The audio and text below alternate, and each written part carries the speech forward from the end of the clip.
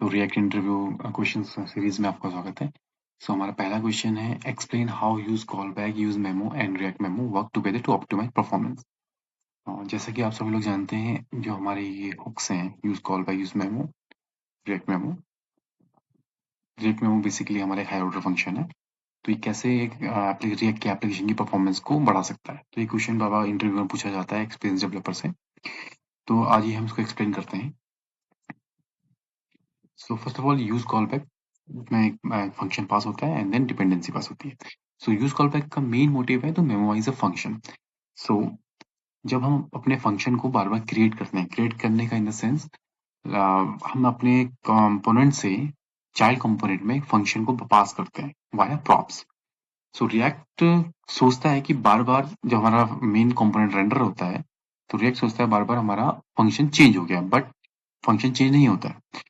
सो use call back क्या करता है कि उसको मेमोराइज रखता है और बार बार चाइल्ड कंपोनेंट को रीएंडर नहीं करता है, क्योंकि हमारा प्रॉप्स अपडेट, क्योंकि हमारी यूज कॉल बैक की डिपेंडेंसी अपडेट नहीं हुई है। तो यूज कॉल बैक का हमारा यूज यहाँ पर फंक्शन को मेमोराइज करने के लिए है, क्योंकि बार बार रादर देन वो रीरेंडर परफॉर्म ना करे।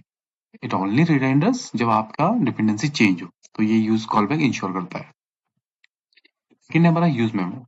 यूज मेमो सेम तो फंक्शन एंड डिपेंडेंसी। सो ये फंक्शन किसी वैल्यू को मेमोराइज करने के लिए यूज करता है, किसी फंक्शन की रिटर्न वैल्यू को। सो लेट सपोज आप कोई हैवी कंप्यूटेशनल टास्क कर रहे हैं, लाइक लॉजिकल कैलकुलेशन कर रहे हैं या कोई लूप परफॉर्म कर रहे हैं, सो जिसमें आपको पता है कि why sending the same value will get always the same result. Like just example of, अगर हम सम परफॉर्म करते हैं 2+2, तो हमें पता है ऑलवेज वो हमें 4 रिटर्न करेगा अगर हम अपनी नंबर्स की वैल्यू को चेंज नहीं करें। सेम यूज मेमो तब तक उस फंक्शन की वैल्यू को मेमोराइज रखता है जब तक कोई डिपेंडेंसी उसमें चेंज ना हो। Let's suppose if I do like this 2+3, then dependency हमारी चेंज हो गई है, तो वो हमारे फंक्शन को मेमोराइज नहीं करेगा। और सिंपली हम समझ सकते हैं यूज मेमो एक एज अ कैशिंग की तरह काम करता है, जो चेक करता है कि अगर डिपेंडेंसी अपडेट हुई है तभी वो री एंटर करके कैलकुलेशन परफॉर्म करेगा, अदर देन वो जो वैल्यू को उसने ऑलरेडी मेमोराइज किया फर्स्ट टाइम, उस वैल्यू को रिटर्न कर देगा। तो ये हमारे यूज मेमो का यूज है। थर्ड होता है रिएक्टेड मेमो। ये रैप करता है किसी कंपोनेंट को। सो बेसिकली ये यूज करता है हमारा जो कंपोनेंट है उसकी री रेंडरिंग बार बार ना हो।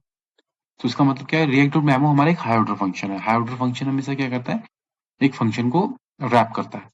तो इस केस में हमारा कंपोनेंट को रैप करता है। तो ये चेक करता है कि अगर कोई प्रॉप्स हमारे चेंज हुए हैं चाइल्ड कंपोनेंट में, तभी ये उसको री एंटर परफॉर्म करेगा।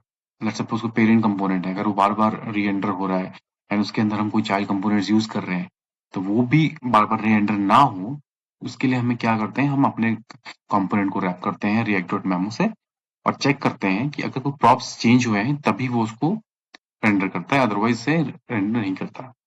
तो होप आप लोगों को समझ में आया हो। अगर आपको नहीं समझ में आया तो प्लीज कमेंट में बताइए मुझे। और ये हमारा सीरीज का पहला क्वेश्चन है जो काफी एक्सपीरियंस डेवलपर से पूछा जाता है। Thank you so much.